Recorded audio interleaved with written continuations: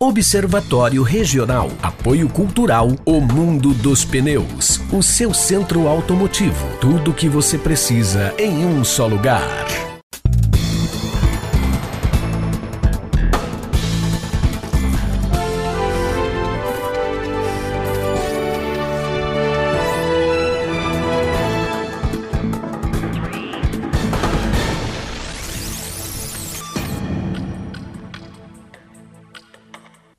Olá, boa noite. Está no ar o programa Observatório Regional aqui pela TV Rede Paulista. E hoje a gente recebe o economista Marino Mazei. Quem também participa desta edição do programa Observatório Regional é o ex-prefeito de Jundiaí, André Benassi. Você nos acompanha pelos canais 14 UHF, o 22 da NET. Acesse a nossa página, tvredepaulista.com.br. Não saia daí que o programa Observatório Regional volta em instantes.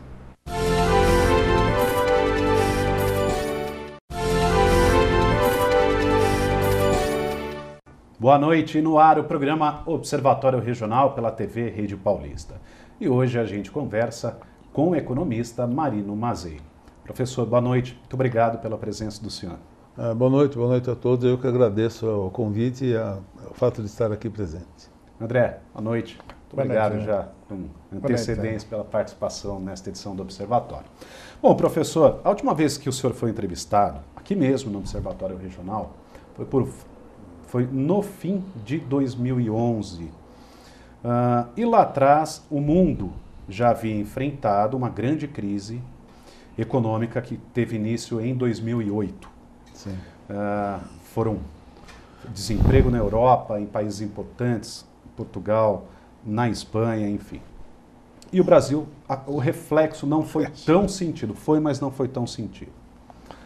As coisas caminharam bem em alguns países, com muita ajuda da Alemanha, Estados Unidos agora recuperando também a sua economia.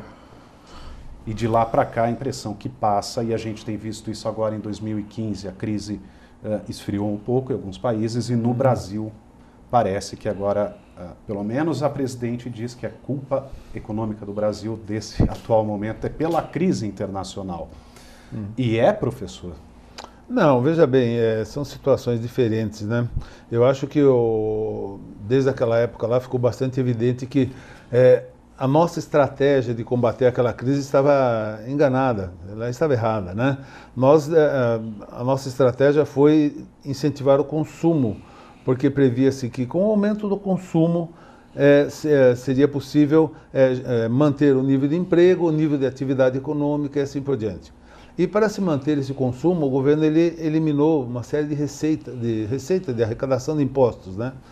Com isso daí houve um consumo imenso de veículos, toda a linha branca e tudo mais, né?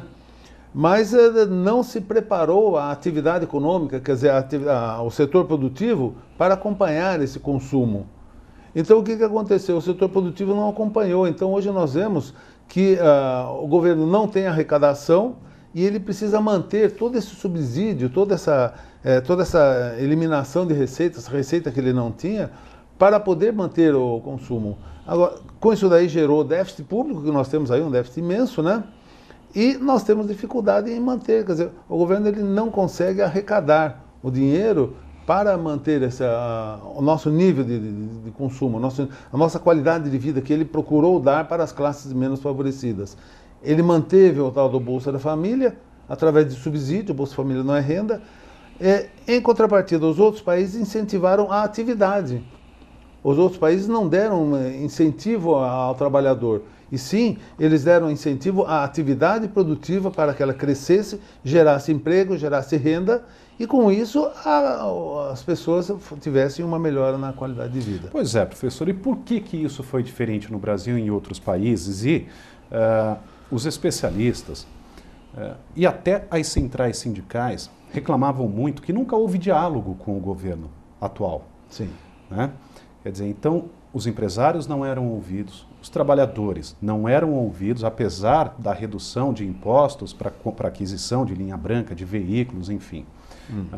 E houve o crescimento da classe média, então o consumo excessivo, mas todos alertavam. Quer dizer, não era só o empresariado As centrais sindicais também alertavam e reclamavam da falta de diálogo e já tinham uma visão daquilo que poderia vir a ser enfrentado no futuro. Né? E por que no Brasil não se seguiu esse caminho, esse exemplo de outros países que conseguiram um crescimento, se não o esperado, mas pelo menos acima de 1%? Olha, faltou uma estratégia, né? O governo nunca definiu seu plano de ação. Né? Nós não temos até hoje um plano de ação do governo. O empresariado não tem confiança no que vai acontecer e os trabalhadores, eles não sabem como é que vai ficar a sua situação. Nós não sabemos se vai aumentar, se vai ter crescimento de emprego, nós não sabemos se a inflação vai ser controlada, se o empresariado ele pode contar com a manutenção das condições e com isso investir na atividade econômica. De repente vem aumento de imposto, o governo ele não consegue reduzir seu déficit, quando ele consegue resolver, ele aumenta imposto, quer dizer, ele aumenta o custo do produto. Então há uma insatisfação muito grande e realmente as pessoas, tanto o empresariado quanto a sociedade em geral, eles não têm noção, eles não têm uma linha para saber o que vai acontecer. Isso é muito desgastante, né? Porque você perde a confiança. E o corte, os cortes anunciados, até pelo ministro Levi, eles são prejudiciais nesse momento, até porque esse corte ele é camuflado, quer dizer, ele corta o investimento. É isso que tem ocorrido hoje? Ou, por exemplo, porque há um déficit, a máquina totalmente inchada. Sim. Né? Mas o corte tem sido no orçamento. Exato. Veja bem, o ministro Levi, eu acho que ele é a pessoa certa, mas na hora errada. Por quê? Porque o ministro Levi ele é uma pessoa competente, eu acho que ele é uma pessoa competente. Eu acho que se o governo ele tem credibilidade, o governo começa uma atividade, ele começa uma ação para resolver seu gasto público, o ministro Levi ele dá muito certo, vamos dizer assim, né? Mas ele entrou em um momento em que o governo que está falava exatamente o contrário. O discurso, o ano passado, antes do ministro entrar, era contra aumento de impostos, contra eliminação, redução de gastos sociais e assim por diante, que era exatamente o que a oposição falava e que o ministro Joaquim Levy fez parte. Não, e que o ministro Mercadante falou em duas oportunidades exatamente isso, que esse discurso de imposto e de aumento do combustível e de energia era da oposição, do PSDB. Exato. De repente eles pegam, então esse governo ele ganha a eleição, ele pega o ministro Levi e faz exatamente isso.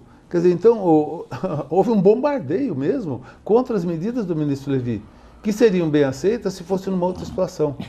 Mas acima de tudo ficou demonstrada a mentira, vamos dizer assim, né? A mentira para a sociedade naquele discurso eleitoral. Então, isso é que prejudicou as medidas, mas que ele realmente tem intenção e ele tem capacidade, ele tem, sem dúvida alguma. O André, quando você pega um setor, e o senhor que já governou, já foi prefeito, sabe, é inviável hoje quando você perde a confiança de todo mundo? Eu acho que nós estamos numa situação complicada. O governo perdeu a confiança.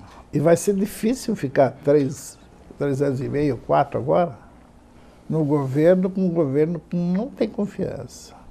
Por outro lado, o Brasil precisa de reformas mais profundas. E com um governo que não tem confiança, com um Congresso comprometido do jeito que está, conforme nós vimos, dificilmente vai haver. Primeiro, o governo que está aí jogou muito no desejo de estatização. Todos nós sabemos que a coisa, quando vai para o Estado, não funciona. Não funciona não porque não quer, porque é complicada mesmo. Eu fui prefeito, o professor Mazei está aqui para confirmar. O particular, quando quer adquirir alguma coisa, para desenvolver alguma coisa, é muito prático. Ele vai para o mercado, abre uma concorrência e compra, e adquire. O poder público não pode fazer isso. O poder público é obrigado a abrir concorrência, às vezes leva 90 dias, às vezes leva 6 meses, às vezes leva 1 ano. Como é que você vai administrar a empresa com essa burocracia toda? Não existe. Você precisa do órgão do governo para abrir um comércio, principalmente na área da saúde. Você precisa da Anvisa. Então você passa para a Anvisa municipal, passa para a Anvisa do estado, passa para a Anvisa federal. Sabe quanto tempo leva? De 2 anos a mais. Como é que uma empresa vai sobreviver com isso? O governo, ele joga com o dinheiro do povo. O empresário não, o empresário joga o dinheiro dele.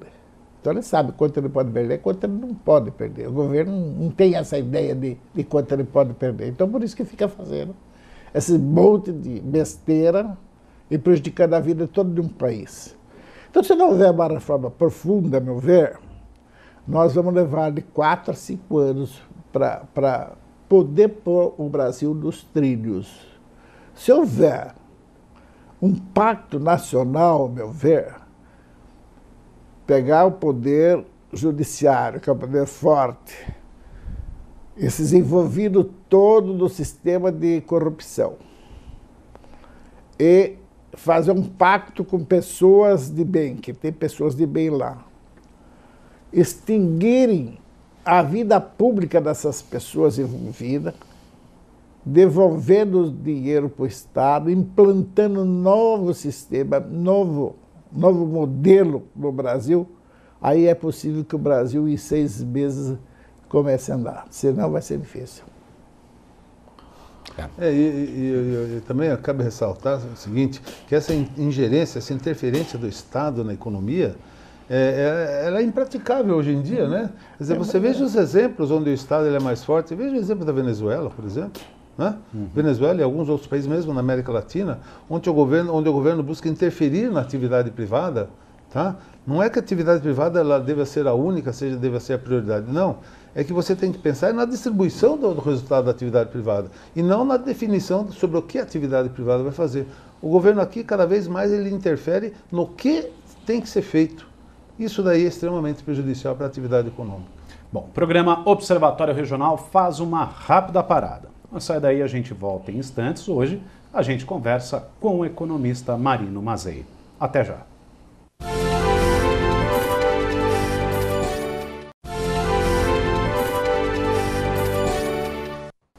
Já estamos de volta agora, último bloco do programa Observatório Regional desta quinta-feira. Hoje a gente conversa com o economista Marino Mazei.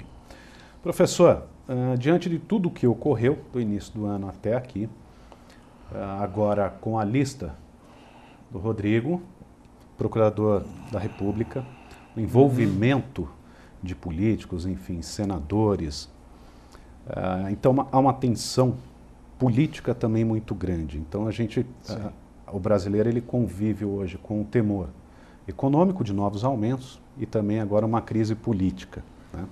O que a gente pode temer mais daqui para frente, hein? Olha, nós podemos temer que vai continuar, que não vai se encontrar uma solução, né? Eu acho que esse é o grande problema nosso, o temor, né? Porque você veja bem, a nossa justiça para resolver esse problema de toda essa corrupção que tem sido exposta, tudo direitinho, ela vai levar um bom tempo. E as pessoas envolvidas estão ainda no comando das coisas. Eles estão ainda decidindo os nossos destinos no Congresso Nacional. Isso daí, então, é muito problemático, porque eles já mostraram que sempre existe um poder de troca, né, nas ações. Então, nós eu, particularmente, não vejo como é que eles podem nos ajudar na solução. Essa devolução, por exemplo, do presidente Renan Calheiros, né? Ele devolveu, tá certo que a medida provisória não era interessante também, no meu ver, mas ele devolveu por quê? Porque ele estava negociando um poder de troca ali com a presidência da República. Então, nós, a sociedade, vamos ter que enfrentar, infelizmente, eu acredito que ainda um aumento de preços, nós vamos aumentar. Geral, sem dúvida. A energia, ela vai ainda pesar cada vez, vai pesar muito no nosso bolso. Combustível, porque a Petrobras precisa resolver o problema dela. e o problema de caixa da Petrobras vai vir com a implantação, com o aumento do combustível, né?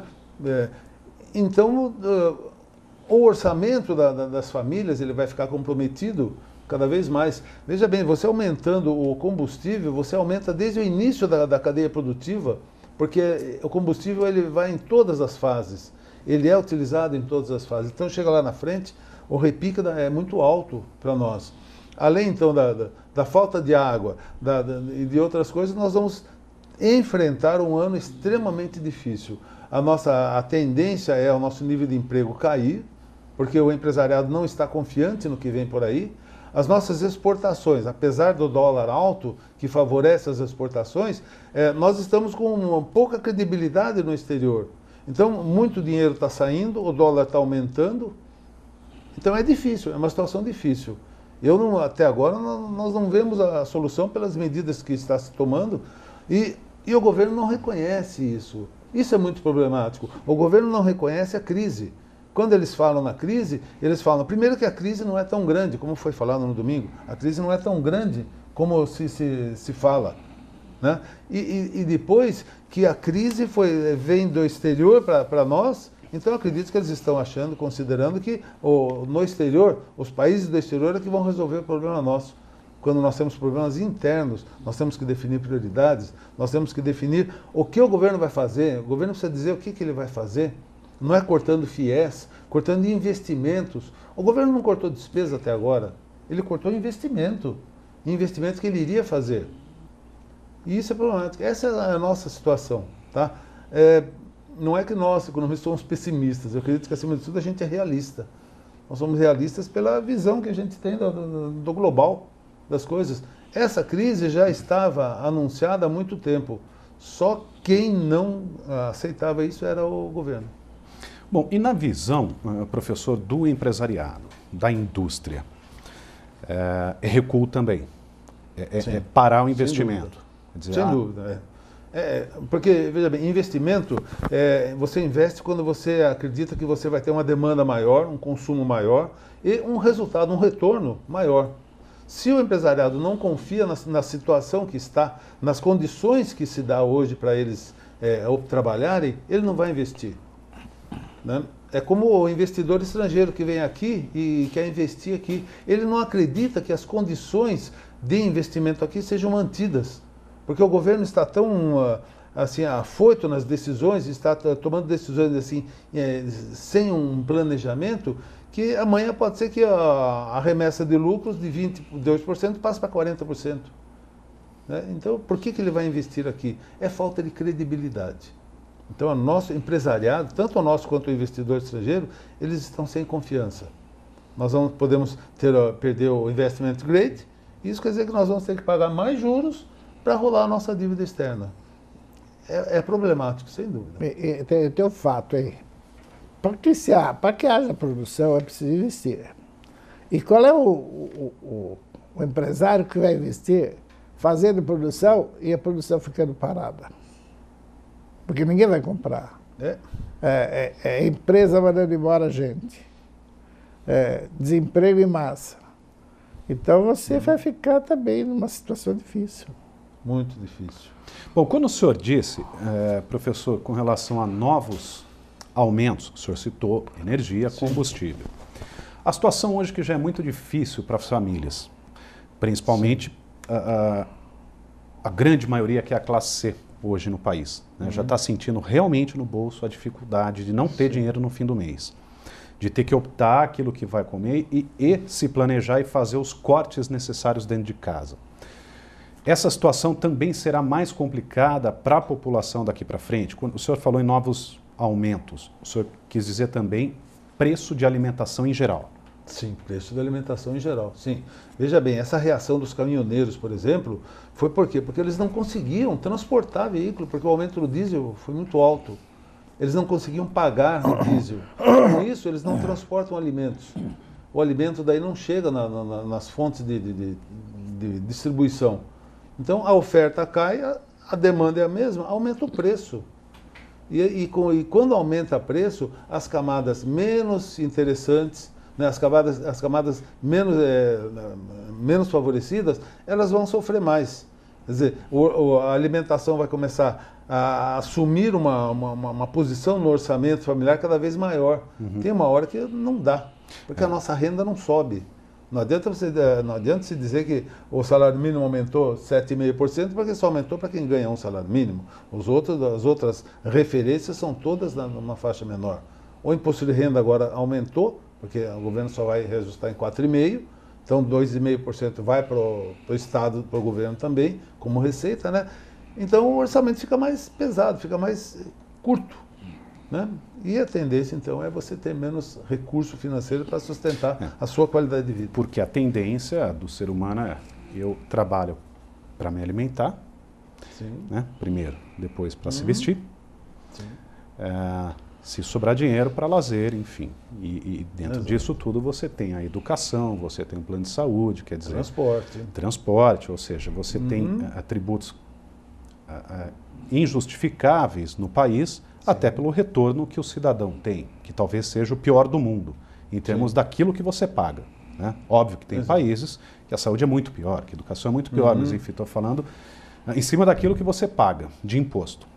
Esse retorno é que o Brasil hoje é o pior avaliado. Então, a situação começa a ser de novo assim: olha, eu vou trabalhar para me alimentar e alimentar a família. É isso. Aquele sonho que foi dado à população de mais baixa renda 10, 15 anos atrás, né? Ele está se desfazendo, né, André? Está se desfazendo porque não se está sustentando. Tá? Se você analisar a história das economias que faziam esse tipo a França fez, ela começou a dar dinheiro para as pessoas desempregadas, nenhuma deu certo. Todo o efeito era retardado. Quer dizer, mais para frente, ou o governo ele continuava gastando e ele não conseguia gerar atividade econômica para pagar, ou então uma hora ele parava. E quer queira, quer não queira, vai ter uma hora que realmente o governo vai ter que mexer até no bolsa. Mexer, exatamente. Vai ter que parar de dar bolsa à família. Ou diminuir, reduzir a atividade. O quão hoje é ruim essa interferência do Estado na vida do brasileiro? Ele tira ele inibe a atividade privada, né? Nós somos uma economia capitalista onde a produção ela tende a ser cada vez maior, porque o capital ele precisa ser remunerado, né? Quanto mais o governo interfere na atividade privada, na economia, mais o governo assume a posição de produtor. E o governo é ineficiente. O governo ele não sabe gastar. Então, com isso daí, ele gera ineficiência e gera desconfiança da atividade. Ele inibe. Então, parte para a atividade financeira, né? Que é realmente que gera um nível de desemprego. Na verdade, ele paralisa, né? Ele paralisa. Exato. Você veja o órgão, eu vejo pela Receita Federal, né? A Receita tem toda uma estrutura e tem um órgão cadastro lá, que é como chama, nem sei como chama, não lembro agora. Mas lá é prático, você vai lá, é prático. Agora, você vai num lugar público, você não resolve as coisas. Exato. Então, ele é muito ineficiente e paralisa quem tem vontade de trabalhar. Ele pode prestar o serviço, mas ele não pode ser produtivo. Ele devia ser o órgão fiscalizador, só. Regula e fiscaliza, mais nada. Bom, professor, agradeço muito sua presença, pelas explicações aqui no Observatório Regional. E um recadinho rápido, então, se é que dá tempo, telespectador, dá para economizar, dá para a população. Tem que cortar, senão vai chegar no fim do ano não tem dinheiro mesmo. Eu sempre digo o seguinte, que nós temos que definir nossas prioridades, né? Principalmente a pessoa, né? A família, né? Ela tem que definir prioridade, ela precisa ver, colocar o seu orçamento no papel e se preparar para a manutenção dessa situação difícil, ou talvez até um pouco pior, nesses próximos meses, com aumento de impostos, aumento de preços, né? Que vão afetar diretamente a família. Tá bom. Obrigado, boa noite, professor. Muito obrigado, boa noite. André, obrigado pela presença. Termina aqui mais um programa Observatório Regional pela TV Rede Paulista. Obrigado pela sua audiência, pela companhia e até a próxima semana.